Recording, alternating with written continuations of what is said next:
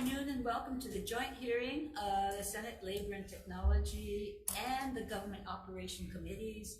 It's Wednesday, March 29th at 3 p.m. We are in conference room 224. I'm Sharon Moriwaki, chair of the Labor and Technology Committee.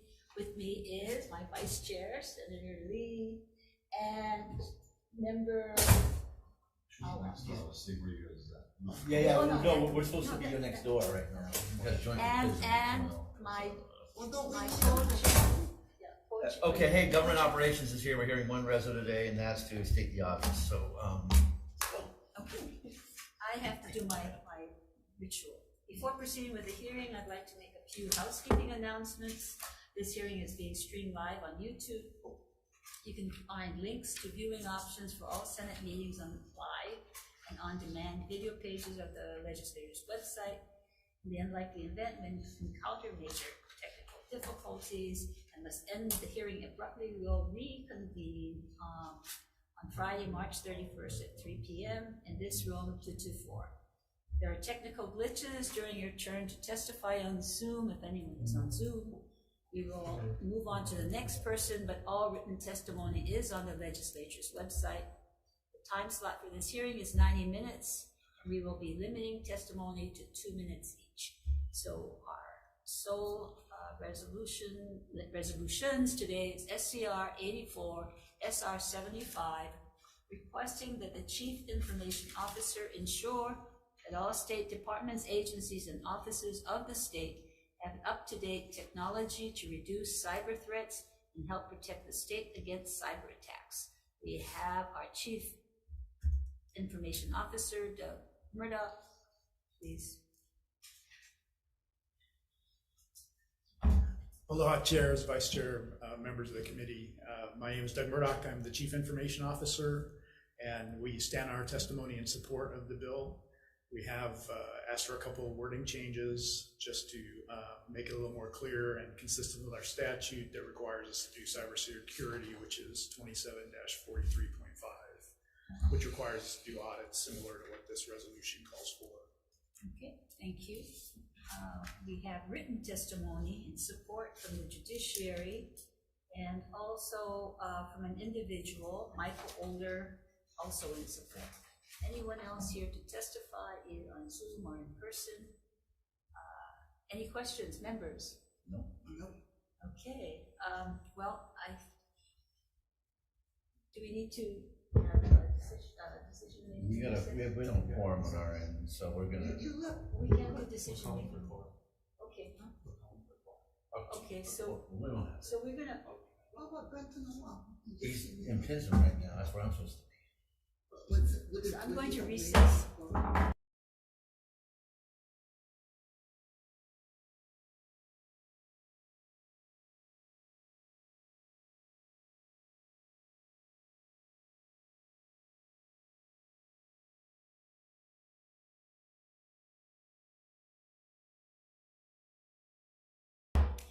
Okay, we do not have quorum for... Government Operations does not have quorum, so we're going to concur with the recommendation of Labor and Technology to adopt the recommended language of ETS, and we're going to reconvene time certain on... Nope, well, never mind, we do have quorum. Okay, so go ahead and instruct it. Okay. You can... Oh, okay. Well, a recommendation on the Committee on Government Operations is that we pass this out with a Senate Draft 1, adopting the recommended language changes as suggested by ETS. Members, questions or comments? If not, we need a vote sheet. Okay,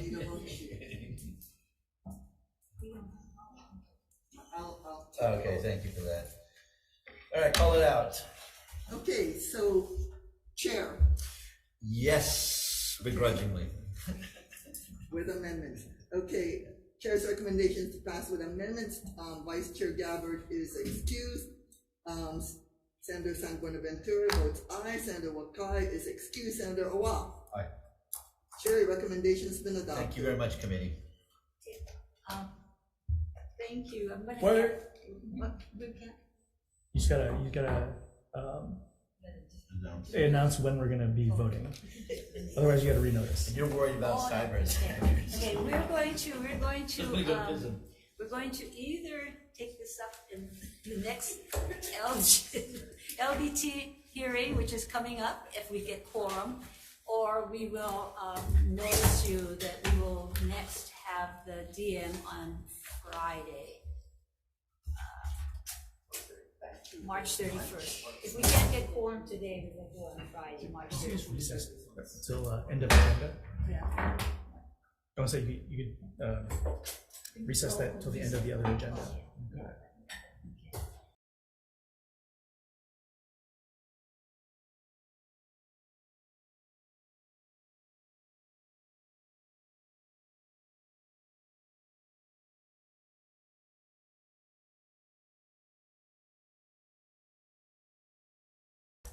Okay, we are moving on to SCR 84. Oh, we did that.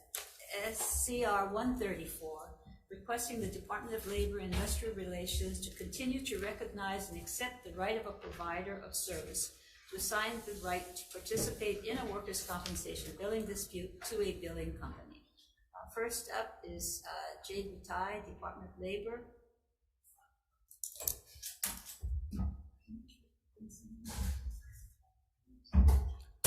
Good afternoon, Chair Moriwaki, Vice Chair Lee, Jade Butai for DLIR. We stand on a testimony in support of the measure and recognizes and accepts the right of a provider of service to assign the right to participate in a workers' compensation billing dispute to a billing company. Thank you very much. Next, Kathy Wilson, individual in support. I would like to stand in strong support of my testimony. Thank you. We have written testimony from the Vintage Medical and Billing in support, Robert Nickel with Farmco Inc. in support, Dr. Scott McCaffrey from Hawaii Injured Workers Association in support, and Robert Nickel Farmco in support. Questions? I have questions of Mr. Butai.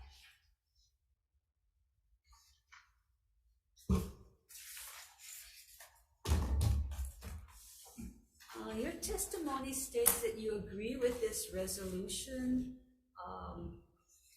to allow the service providers to enter billing disputes, signed billing disputes. Yet you also mentioned that that this matter is up on appeal. So what is the situation and where is the appeal?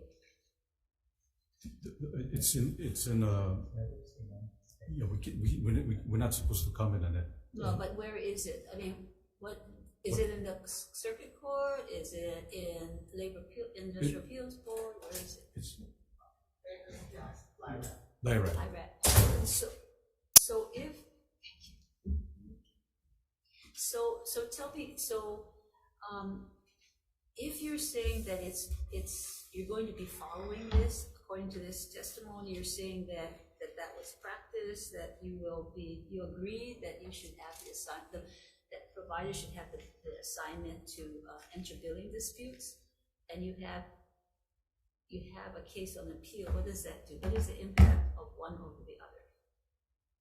Chair, I don't have the information, so our administrator, Joanne, Please state your name and.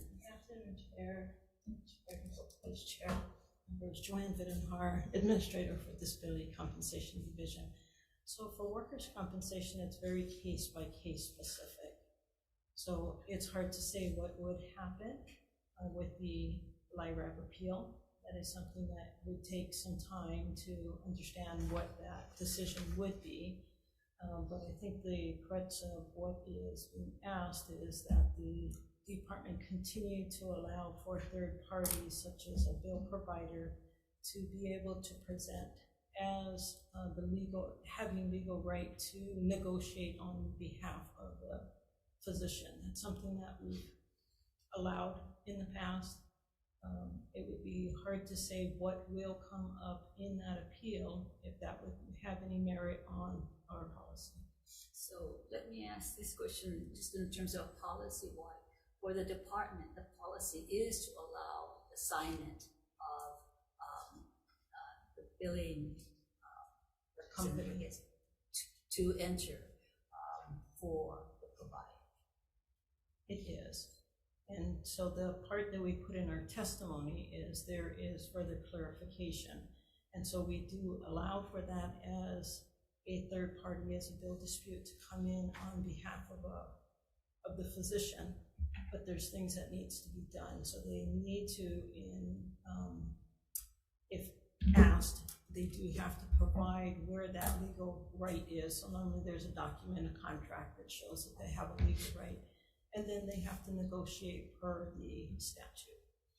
So by this resolution, this is sufficient to provide that, what should I say, policy, or identify that this is the policy of the department? Or what happens when this appeal comes back? Maybe, let's just say hypothetically that billing provider doesn't have that citing right. What does this do? What can do we need to put language in law, or is this sufficient to provide that standard?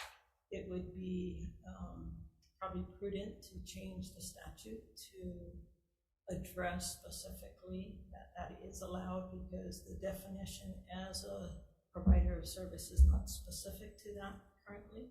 So would you, Director, recommend that this reso add language to say that you should look into amending the law, not this year to make it this year, but next year? Would that be helpful for a clear line, regardless of what the appeal comes down? In that case, it would be, but in all future cases. Yes, yes. Could you give us some language to put into the amendment, and we will so add? Yeah, we'll do that. Chair. Okay, questions? Okay, Thank you. now that we have quorum, do we need to go into, I have a lot of amendments that I sent you already on the, oh, we didn't do that yet. They're DM from last time. So, you got my, okay, we're going to go right into decision making without recessing, because I think we're in agreement. So for SCR 84, SR 75, requesting the Chief Information Officer to review whether all state departments, agencies, and offices of the state have up-to-date technology to reduce cyber threats and help protect the state against cyber attacks. We will recommend with amendments from the OETS to make that change on lines 31 of page 2, and to change the title to instead of ensuring, reviewing whether all state departments. And with that, the chair recommends the amendments. Vice Chair. Voting on SCR 84 and SR 75, the recommendation to pass with amendments, Chair and Vice Chair vote aye. Senator Ihara? Aye. And Senators Keith Agaran and Favela excused. Recommendation is adopted. Thank you. Moving on to SCR,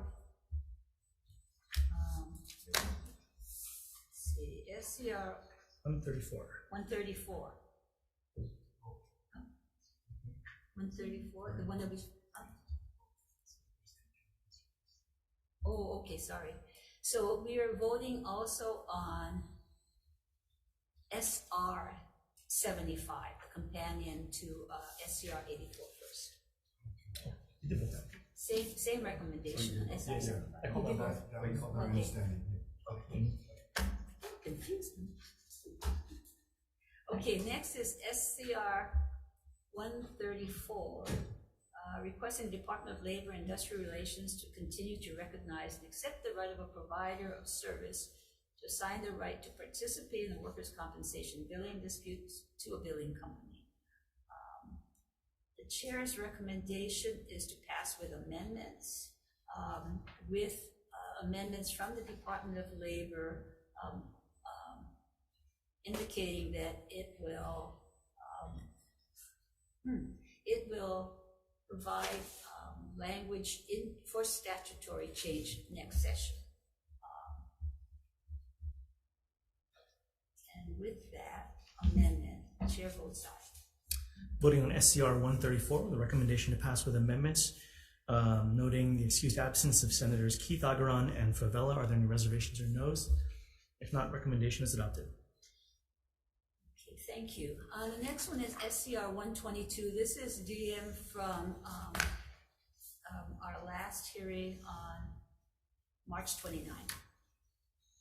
This is urging the Department of Human Resources Development to re-examine the qualifications for vacant state positions and replace the requirement of a bachelor's degree with an associate degree or certificate where applicable.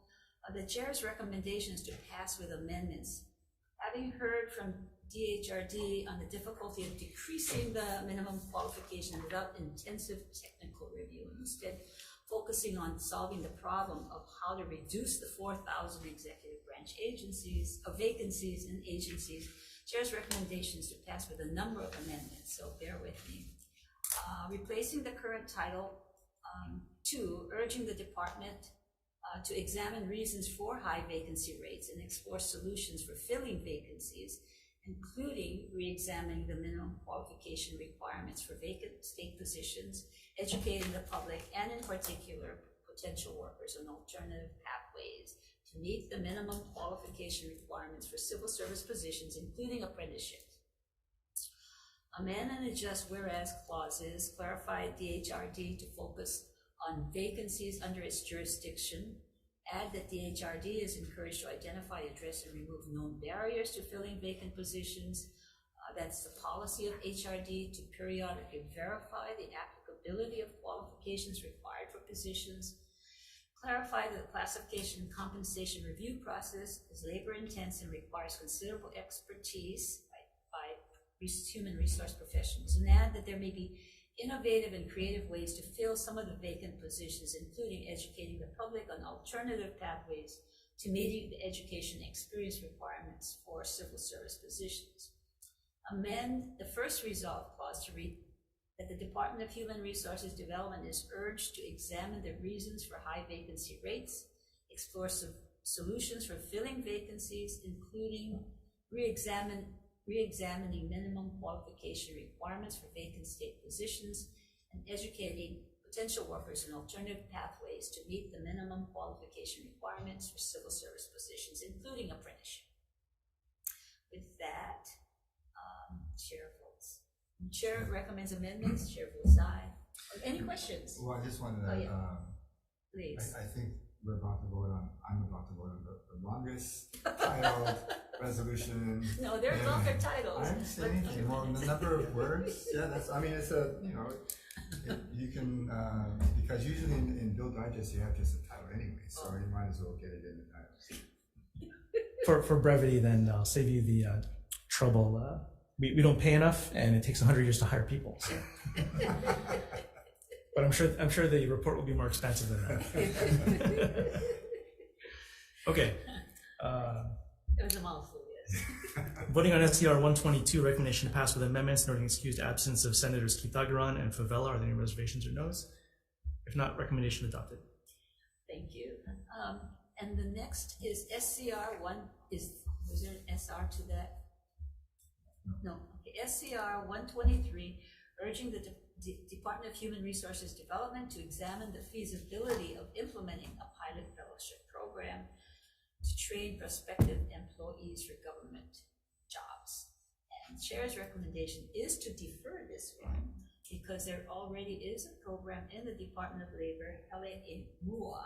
It's an internship program. DHRD is working with them, and this particular reso was to glide that in high school students, and so they're working with the Department of Labor. So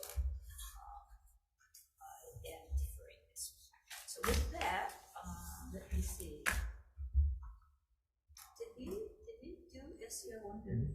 Okay, with that, this hearing is adjourned.